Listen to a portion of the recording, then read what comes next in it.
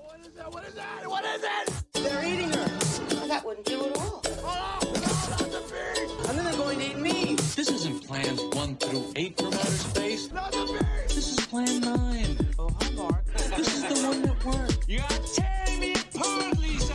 Exterminate all man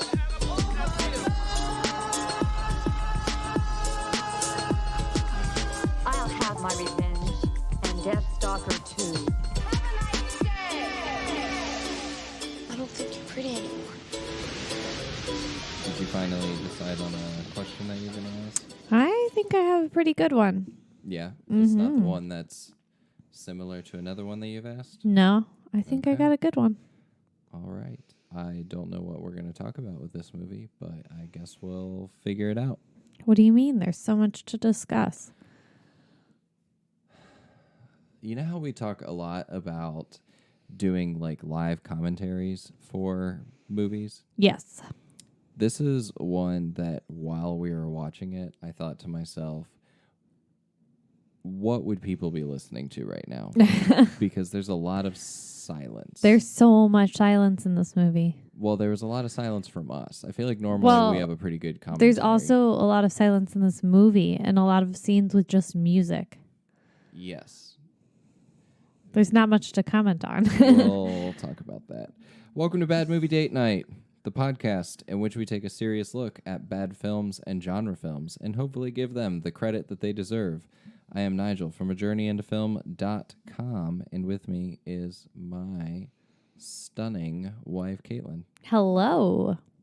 And this week, we are finishing up our David DeCoteau miniseries with the 1989 film Deadly Embrace. Yeah. Which, if I am understanding IMDb nomenclature correctly, was a direct-to-video movie. No, you don't say. Wouldn't surprise me. He made a lot of direct-to-video stuff. And some of you might be saying, Nigel, why are you finishing up with this movie? This is what Vinegar Syndrome had, and this is what I bought. And honestly, I don't know how many more David DeCoteau movies we can watch. All of them? I mean, do you really want to watch any of the 1313 movies? Yes. All of them. Binge. One weekend. Nonstop. That sounds awful. It sounds amazing. You know, so you know how we talked in our first week of doing this series about how he's doing a lot more stuff that is like geared towards a gay audience? Yes. Did you get any of that in this movie? Because I felt like there was a very long butt shot for... In the shower? Yes. Yeah. On Chris Thompson. Yeah. But there was a lot of just footage of people naked in this movie in that general. Made no sense. No. And some of it did make sense, but was happening far too long. Yeah. So this movie was another one of the David DeCoteau directed as Ellen Cabot movies. Again, I don't know why. Perhaps because reasons. I feel like I really wish that someone had asked him why direct under a pseudonym rather than why did you pick that pseudonym? Yeah, didn't the movie say it was like produced by David DeCoteau but directed by Ellen Cabot? Yeah, his name's on it as a producer, but not as a director. Maybe he has like a split personality thing, and like the split personality was the one that directed the film. So now we're going to start reading too much into the people who direct these movies? I think that's what it's come to. Okay, that's good. Caitlyn, would it surprise you if I told you this movie was shot in 5 days? Nope. Would it also surprise you if I told you that all of Michelle Bauer's scenes were shot after the movie had finished filming? No. Would it? Let me just stop you right there. Nothing will surprise me. No. One more question. Okay. Would it surprise you if Jan Michael Vincent, the husband, Stuart Moreland, shot all of his scenes in 2 days and provided his own wardrobe? That seems accurate. I pretty much go into a David DeCoteau movie assuming that everyone provided their own wardrobe. Yeah. And also the house either belongs to one of the actors, a producer, or David DeCoteau himself. Yes. Because we're pretty sure that this is the same house from, what was the last one we did? Murder Weapon. I believe it is. Which, if IMDb can be trusted, is the same house from Sorority Babes in the Slimeball Bolorama and Nightmare Sisters. Would not surprise me. It would surprise me for Sorority Babes and Nightmare Sisters because that house looks completely different. It does, but we don't know how big that house is, so maybe it was just a different part of the house. True. But we're definitely certain that it's Murder Weapon and Deadly Embrace were shot in the same house. For sure. Yeah. So let's talk a little bit about the actors in this movie. The 4-5-ish actors. Yeah. So you got the husband, Stuart Moreland, who really per usual when we talk about these movies, nobody really did anything with their lives. No. Jan Michael Vincent, arguably the best actor in the movie and one of the more attractive ones. He was just in a lot of weird stuff. He was in a movie called Jurassic Women, which sounds awesome. Ice Cream Man as Detective Glifford, which we should watch. Ice Cream Man. It's got some Clint Howard action in it. Let's do it. Seems like a good horror comedy, maybe.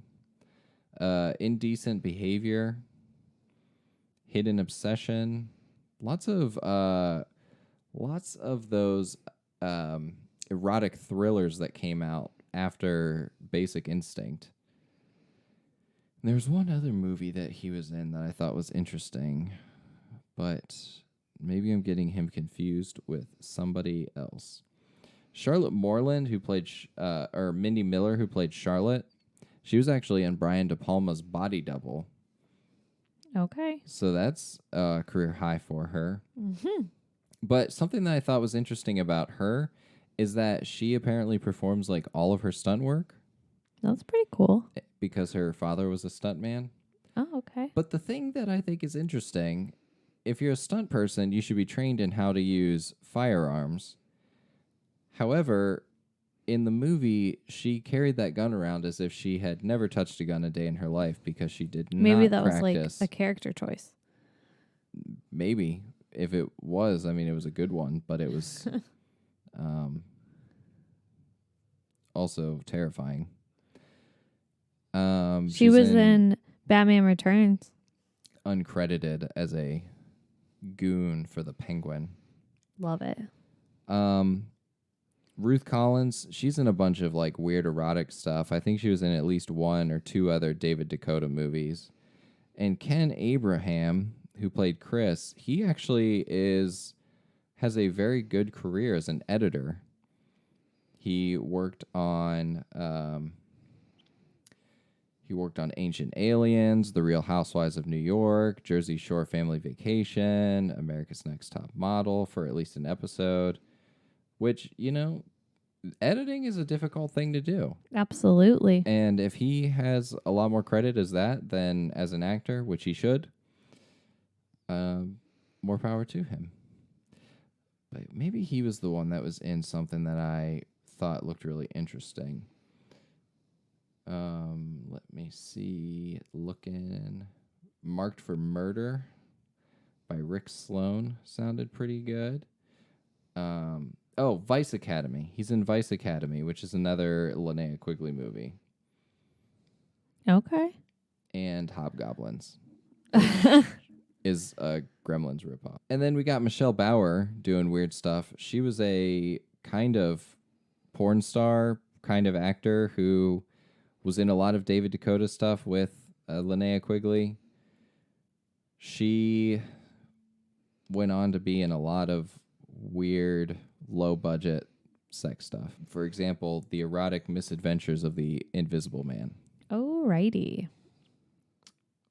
I don't think anyone should be surprised that that movie exists. Have we talked in detail about Linnea Quigley's career on here before? I can't We remember. mentioned that she's kind of like a scream queen. Yeah, we did last time. She's a low budget, not low budget, but she is A B considered movie scream queen. She is considered one of the scream queens of the time.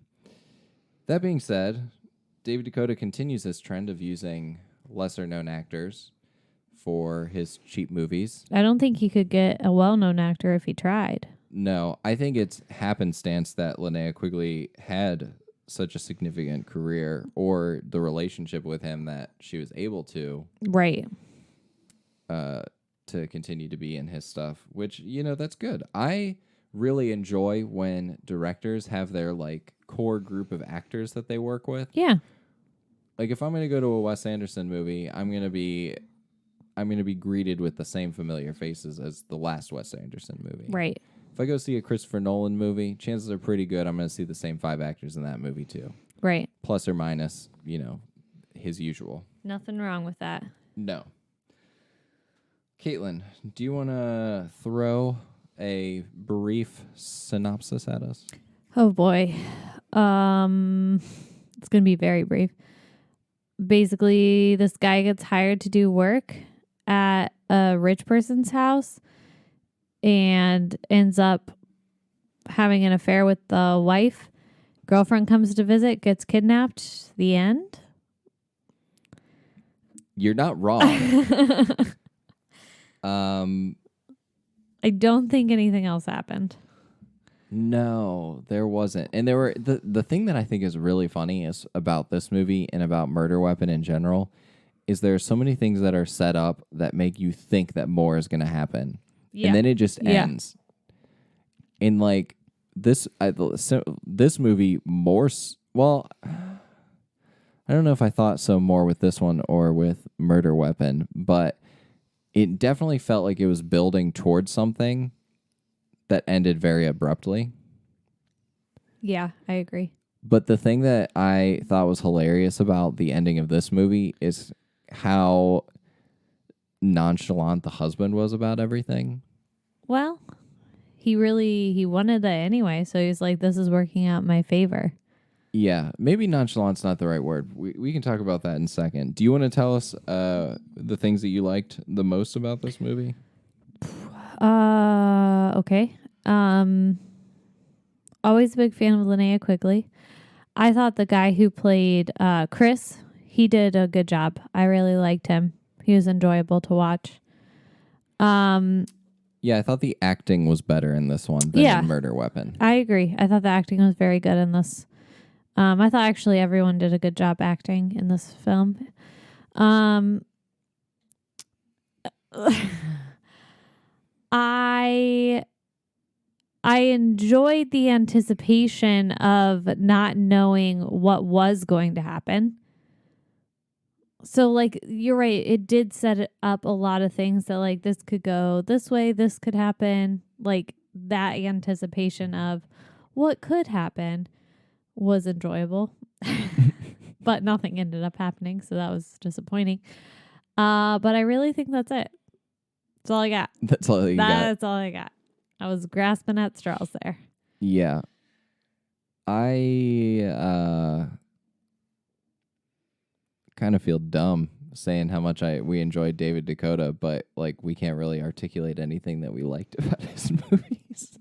Well, I don't know. I feel like his better movies are definitely like Sorority Babes and yeah, Nightmare Sisters. he kind of peaked with those. Yeah.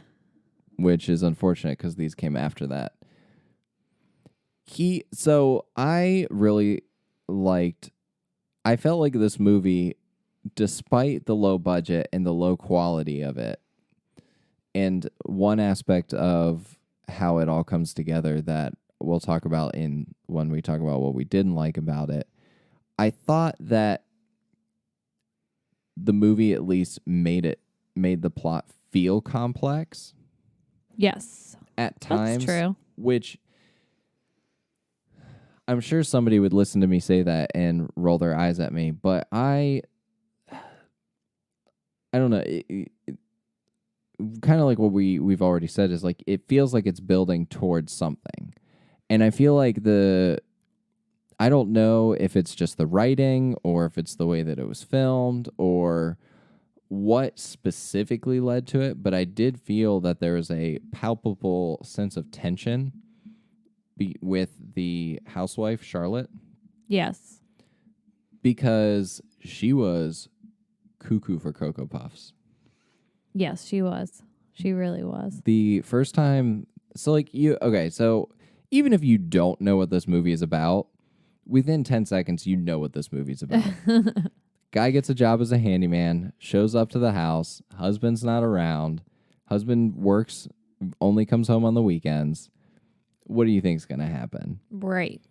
But then we find out that the wife has a two-way mirror into the guest house and a video camera so that she can tape him. Yeah, that part was kind of weird because I here's a better movie that they could have done, just like a running log of how many pool boys she's had and what happens to them.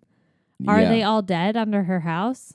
They truly might be. I'm not certain. What if she had been killing these pool boys this whole time, and meanwhile her husband wants to divorce her, but Yeah. has no idea that this is going on? I mean, I legitimately think that's what was happening.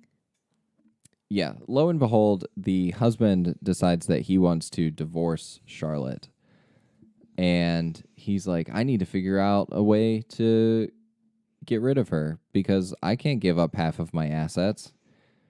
And he's like, oh, I'll just pay the pool boy to have an affair with her. And then the husband finds out that he has a girlfriend and decides he's not going to do it. Yeah, he has some morals. I don't think it's Question effective mark? morals. I think he just realized that money couldn't buy that, even though at one point He didn't even said try, though. money could buy anything. Yeah. I feel like he gave up very easily. Yeah. But then that makes the ending so much funnier when things like kind of work out for him. Yeah. But then she shoots him. Spoiler alert.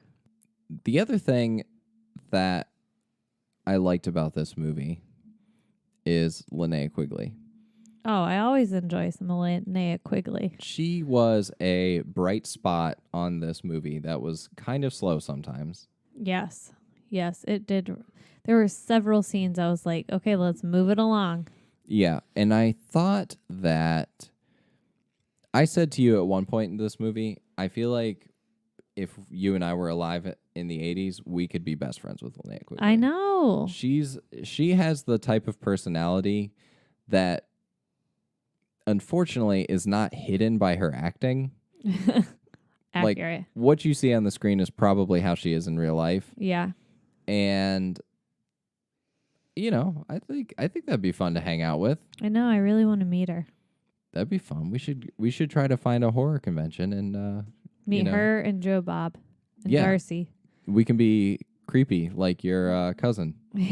Get tattoos of them on our backs. That's too much.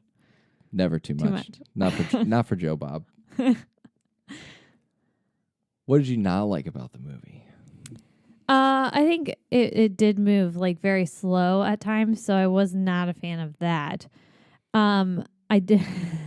This is stupid, but I didn't like how many times people are on the phone. I just felt like this movie is literally just people talking on the phone. Like I'm so bored with it. I didn't like that the video camera didn't really pay off her recording. I mean, it did, but it didn't. Like, why was she doing it? Yeah. Like, was she... I didn't really get that part, so I was kind of disappointed in that. And I kind of was just disappointed in the characters. All of the characters except for Linnea Quigley had horrible morals. And I was kind of hoping like, yeah, maybe Stuart would be like a jerk, but like Charlotte would be like upstanding, but I don't know. That was just, I had high hopes, I guess. Yeah, you always have high hopes for people. I know, and they always disappoint. So I want to piggyback off of something that you said real quick and provide a little context to. The entire setup to this movie is over the phone. Yeah. The husband is only seen talking on the phone to the wife. Linnea Quigley is only seen talking on the phone to her boyfriend and vice versa. And at sometimes the even the husband is seen only talking to his lawyer on the phone. And the way that it's shot, it kind of seems like they weren't even in the same room half the time. Yeah. Which is fine. Like, do what you got to do to get the actors there. Mm-hmm. But maybe, I don't know, give us a little something that makes it seem like the space is cohesive. Mm-hmm. So that was a problem that I had with it, and that's a problem that I have with a lot of other movies and directors. It made me like realize though the difference between what could be a really good movie by David DeCoteau, like Nightmare Sisters, for example, Yeah. and what could be a poor movie like, what's this one called again? Deadly Embrace. Deadly Embrace, because you really have to be careful about how you plan things out and what kind of scenes you want to get, like how you want to shoot your scenes. Yeah. But at the same time, play devil's advocate a little bit. It just goes to show you what you are capable of doing with less. Yeah.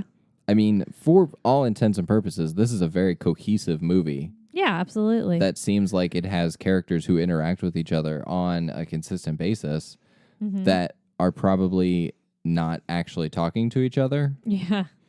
Like, even when the wife shot her husband, it didn't even seem like they were in the same room together. No. Even though they probably Maybe were. I really don't know. He I could mean- have just added that at the end and had him come back or something. Yeah. And we know that they were at least together for like the scene where they were like in bed. Yeah. And he got up and he's like, I got to go to my special red phone. Yeah, that was weird. Yeah. If you're going to use a phone for affairing, don't use one that's bright red. Maybe.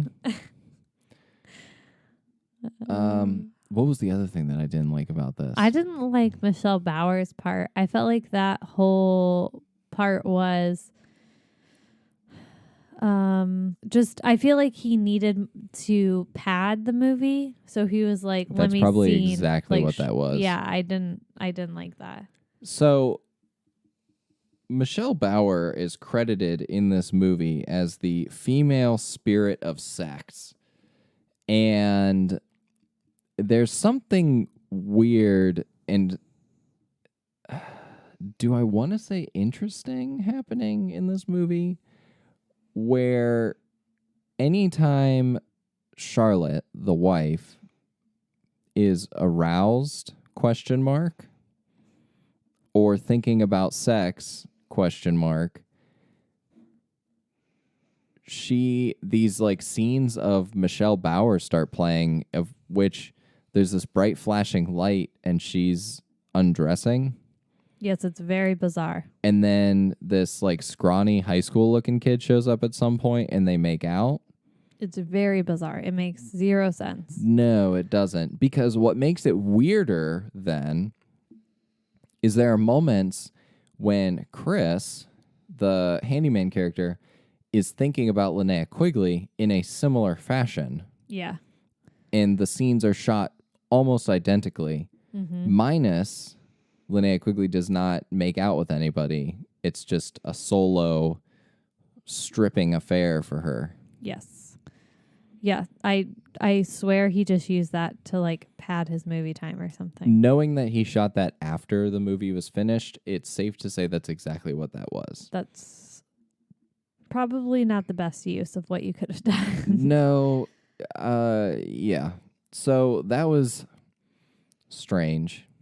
But in kind of piggybacking off of that, the sex scenes in this movie were very bizarre and very long. They're kind of like written by somebody who's never had sex before.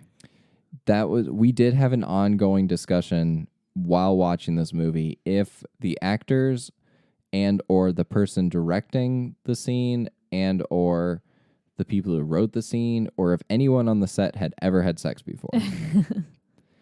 Because Chris is like rubbing his head into pick a woman that he's with. And Charlotte is, her hands are moving around erratically, like She's like digging through her purse trying to find her keys. yeah, Like frantically. That's what it looked like. Yeah. It was, the longer it progressed, the less sexy it was. And that's really all I have to say about that. Really, there's only like, there's probably less than 30 minutes of plot in this movie. And an hour of sex and stripping. Yeah. Plus the 2 scenes where Chris puts lotion on the ladies. Yeah, that was weird. That was weird. I realized that the more we talk about this movie, the more it sounds like we're describing like some Cinemax softcore porn movie, but It wasn't. it wasn't, a but it movie. was close. No. It was just a weird David DeCoteau movie. That's true. It was definitely meant to titillate the masses. No, I think just David DeCoteau. Just David DeCoteau. Yeah. He was just trying to get enjoyment from it. Yeah. You know, I was really excited for this to talk about this one because I thought we were going to have more to talk about than Murder Weapon. But Wait, did you feel that way after we watched this movie? I was hopeful, but now as we're sitting here, I'm like, I don't really know what to say about this There was movie. not much happened. No, there's very little plot, and there's very little action, but at the same time, it was very cohesive. So it's like can't really pull anything apart other than it was slow. Yeah, it was. The acting was better than Murder Weapon. Yes, for sure. But I feel like the plot of Murder Weapon could have been more interesting. Yeah. But it wasn't because it didn't make sense. At least this one made sense. Yeah, this I one could was follow pretty this story. straightforward. I like how each character kind of had their own like traits though. Like Linnea Quigley, she was like an actor. I'm not sure what Chris's deal was. He was going back to prison. That part never really paid off either. Yeah. Okay. So let's talk about speaking about payoff. Let's talk about how the whole thing ends, and we'll talk about the camera at the same time. Which Okay. one do you want to talk about first? Let's talk about how it ends. So throughout the movie, Chris is telling, I'm assuming a police investigator, what happened. Yeah. You never see either of their faces. I was thinking a it's just psychologist, but I think you're right. Police investigator. yeah, it's Yeah. just dialogue over 2 pairs of hands and some cigarettes.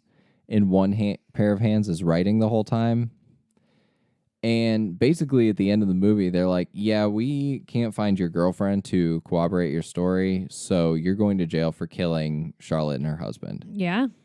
Even though I'm pretty sure he never touched the gun. So couldn't they dust for fingerprints on that and see that he never touched it? Well, I feel like in the scene at one point, he does say, your fingerprints are the only fingerprints on the weapon. Which doesn't make sense because he never Charlotte touched the gun. was holding the gun the whole time. Yeah. Was he making up this story? Maybe. I don't know why, though. Maybe the husband paid him to kill the wife, so he did, but then he ended up killing the husband, too. Or maybe Charlotte killed the husband, but he was still hired to kill her? Maybe. I don't know. See, now here, this gets into some interesting territory because now we got to ask, was Crisp? He looks like a crisp. Crispin. Crispin. This raises the question of whether or not Chris is a reliable narrator. And if you think about it, there might be some evidence to suggest that maybe he isn't. Because he basically goes in and his version of the story is that the second he walked through the door, the wife was all hot and bothered for him. Yeah. And I don't know what girls are interested in, but he kind of had like a caveman demeanor. Yes. His face looked like that. And he was kind of built like one. I don't know if that is attractive or if it was in the 80s, but I would not think so. And that's really all I have to say about that. So is this movie a secret masterpiece then? That's the great question. I mean, because you're right. We are just assuming that he's a reliable narrator, but maybe it was all a ruse. yeah, maybe the police chief or whoever he's talking to at the end is telling us the truth. Because then we find out, we don't realize this, but he has apparently priors. Right. Which would have been interesting to address at some point in the movie. Right. Also, the other thing that I thought was kind of weird, sidetrack for a second, he took this job after going to a conference and seeing this Moreland guy, Stuart. Mm-hmm. And Stuart, they got to talking, and Stuart's like, oh, yeah, I need a handyman for the summer. Like, go work for me. But then when they see each other, it's like they've never talked before. Yeah. Like there's no that's not even like a thought that there was a relationship there. Mm-mm. And maybe they can't find Linnea Quigley to collaborate with his story because he killed her too. Yeah, that's possible. Maybe it was her. Or it was him who had her tied up. Maybe.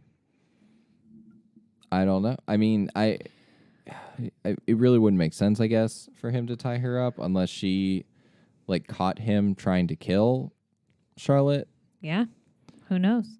And the other thing too is I don't know if Chris knew about the videotape because he never.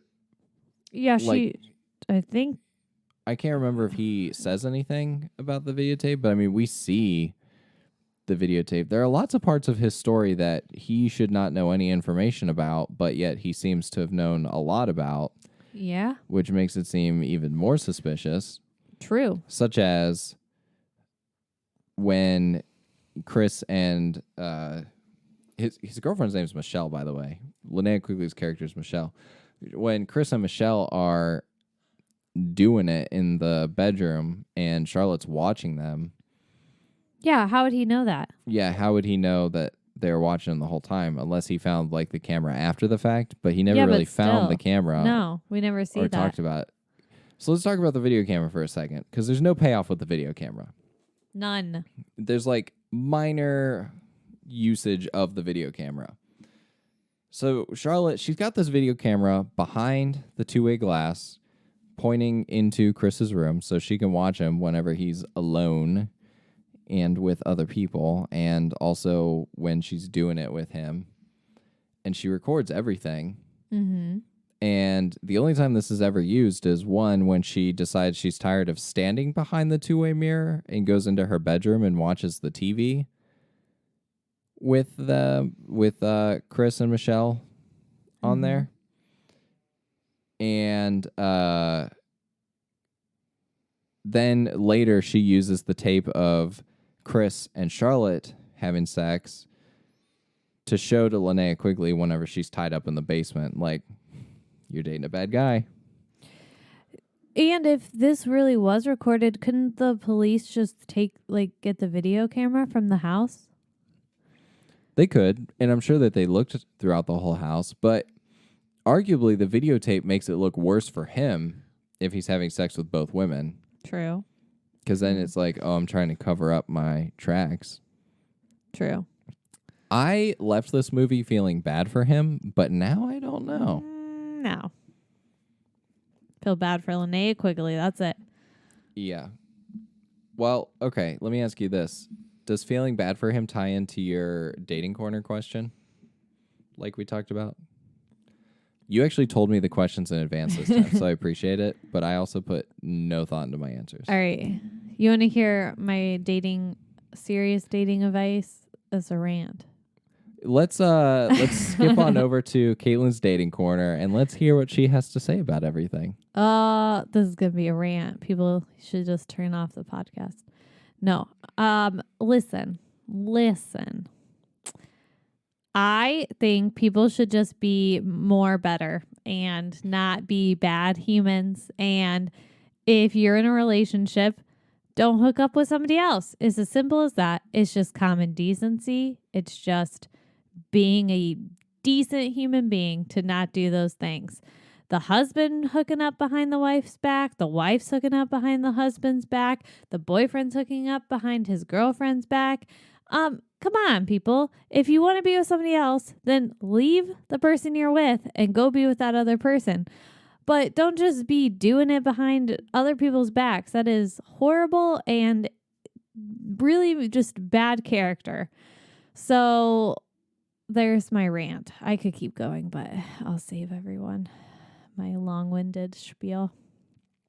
You're good. I think This was made me so mad. Yeah, Caitlyn has a very low tolerance, even in movies, for people who have affairs Because it's just stupid. and cheat on their It's significant just other. stupid. It is. It's stupid and selfish behavior. It is. It makes me so mad.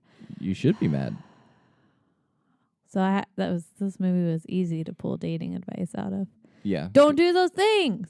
Yeah. Be Don't a be an decent idiot. human. Nailed it. All right.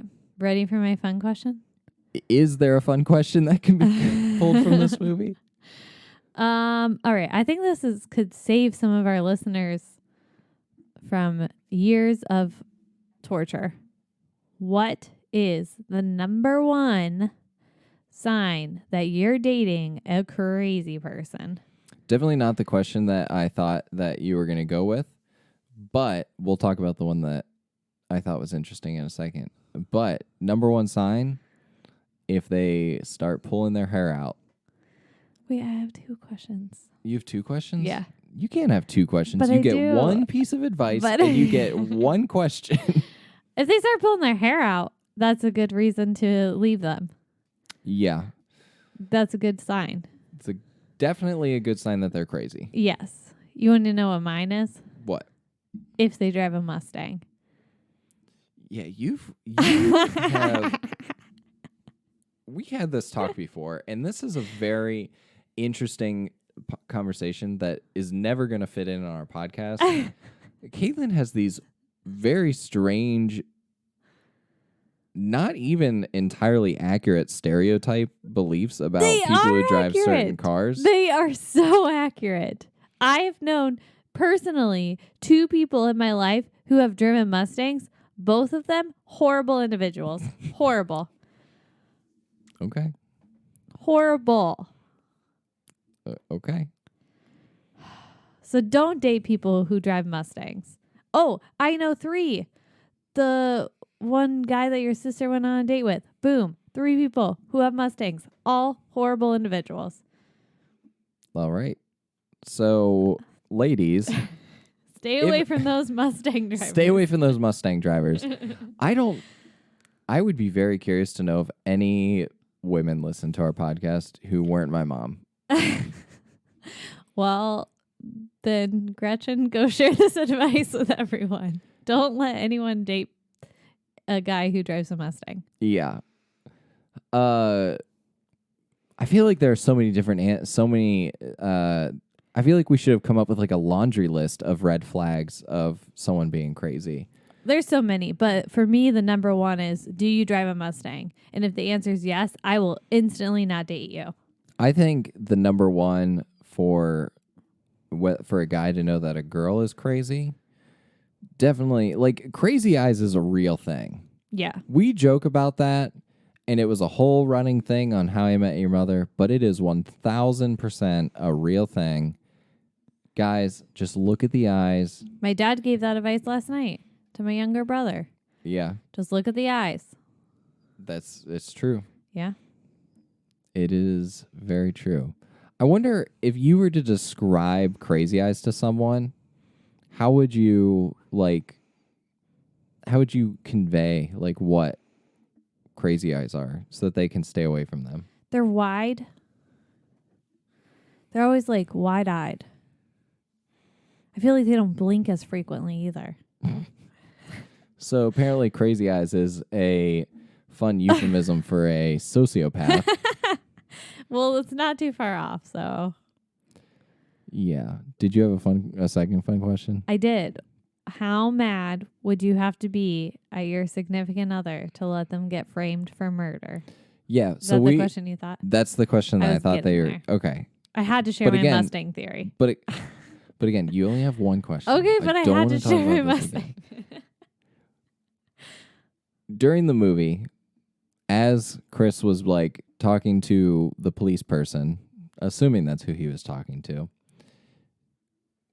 the thought occurred to us: how mad do you have to be at another human being to let them go to jail for murder? Yeah. Like, let's assume that everything we see in this movie is accurate and Chris did nothing. I was going to say nothing wrong, but let's assume that Chris did not murder anyone. Mm-hmm. On the one hand, like, yes, Linnea Quigley is justifiably has every right to be mad at him. Every right. Every right.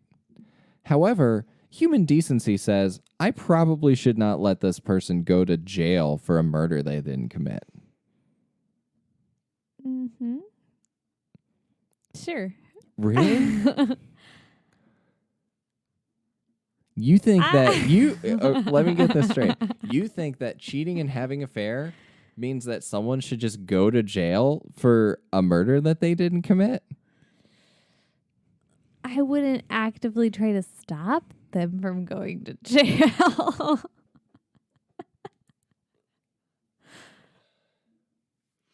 I mean, maybe if they were just better humans, then they wouldn't be in this position. So this is why I feel terrible for Chris, because he goes to jail and Linnea Quigley leaves him high and dry. well, then maybe he should be a more better individual. Yeah, he should be a more better individual, but people make mistakes, so Yeah. everybody makes mistakes. Everybody has this. Well, so do you have any? Like, how mad you'd be to let me go to jail for a murder I didn't do? Yeah, okay. That another way to look at the question, if like not because I think we're looking at this through the frame of like having an affair and then going to jail, but like just mad in general. Yeah. I'd have to be pretty freaking mad. Yeah, for but like, you what to would I have had to do to make you that mad? kill our dog? So technically murder. So I should go to jail. I mean, yeah. Like, you would basically have to have already committed murder Right. for me to be mad enough at you to go to jail for murder. Yeah. I get that. I would say that out of the two of us, I probably have more grace for you. Hey! I am full of grace. Yeah. I got grace on grace on grace. Okay. How mad would you have to be at me? And here's another question. Would the same standard be held to like your brothers or like a coworker? I think I would care Would that person less about have my to coworkers. would that person have to directly wrong you for you to be mad enough for them to go to Only- jail? I mean, like, only if they killed somebody. So you would just want people to go to jail for murder? Yes. But I'm just saying, if the exact same situation was reversed and you were being questioned for murder and you were going to leave me for the person you were having an affair with, I would be like, But you don't know. But we don't know gonna that Chris back was out. going to leave Linnea no, I Quigley. know. And I don't for think it. he was. But I'm just saying that'd be my thing. If you were going to leave me for the person that you were having an affair with, I'd be like, well, I guess you can just go to jail then. All right. I love you. I feel like this conversation or this question opened up a massive can of I worms that love we don't you. have the time to answer in this podcast. I love you. How many different podcasts do you think we could have started with different ideas at this point? Because we got like our Saved by the Bell cast. Yeah. Oh man, a Boy Meets World one too. We got our BMW cast. No, David DeCoteau. We could do a whole podcast just on David DeCoteau. This is true because I don't foresee him stop making movies anytime soon. Yeah. Caitlyn, do you have anything else that you want to throw out about the movie? I love you too, by the way. Thank you. No. No. Would you recommend this movie to people? Yeah. For You sure. think so? Yeah. I think it's worth watching. Yeah. Yeah. I would agree. I thought that this movie was interesting to watch. I Mm-hmm. think if you're able to get your hands on Murder Weapon and Deadly Embrace from Vinegar Syndrome, Check them out. you should definitely check it out. I wish that Vinegar Syndrome would sponsor this podcast. That's like We basically sponsor them to exist, so they should sponsor our podcast. that is like dream goal right there. Yeah. Do you think that this movie deserves more credit than it's received, or do you think it's been an appropriate amount? No, I think more people should watch this movie. I think it deserves a little bit more credit. It's pretty good. Like, as a sort of weird precursor to Basic Instinct, I definitely think that it deserves to be watched. yeah. Because there's some very interesting ideas here, and I feel like now that we kind of talked about the reliability of Chris as a narrator, it'll be interesting to watch this in the future. And I hope agree. anyone who's listening to this podcast, hit us up on social media. Let us know if you think that Chris can be trusted or not, or if we're reading too much into this and this movie is not a secret masterpiece. Do you have anything else that you want to add? No. All right. Well, thank you for listening. As always, we encourage our audience to hit the subscribe button in Apple Podcast or Spotify or wherever you listen to podcasts, because we don't want you to ever miss an episode. We're going to take a brief detour to a romantic comedy for our next episode called Bounce with Ben Affleck and Gwyneth Paltrow. It is about, I have to tell you what it's about. I don't want you to be surprised. Okay. It is about a man who switches seats on an airplane with another man. Uh-huh. So like he switches tickets for an airplane because Okay. they're not on the same airplane. Okay. That airplane crashes. Oh, no. And Ben Affleck, out of the goodness of his heart, becomes friends with that man's widow. Okay. Movie sounds weird. Yeah, it sounds weird. It's also called Bounce, which is a very unfortunate name for why? movie about that. But maybe it's explained in the movie. We'll find out. You'll have to tune in next week to find out if we know. And then after that, we're going to do another miniseries, which we are very excited to do. But I'm not ready to tell you what it is yet. You can check us out on Instagram and Twitter at Journey Into Film. And if you want to support the show, head over to patreon.com/ajourneyintofilm. And you can throw some money or some coffee bucks our way.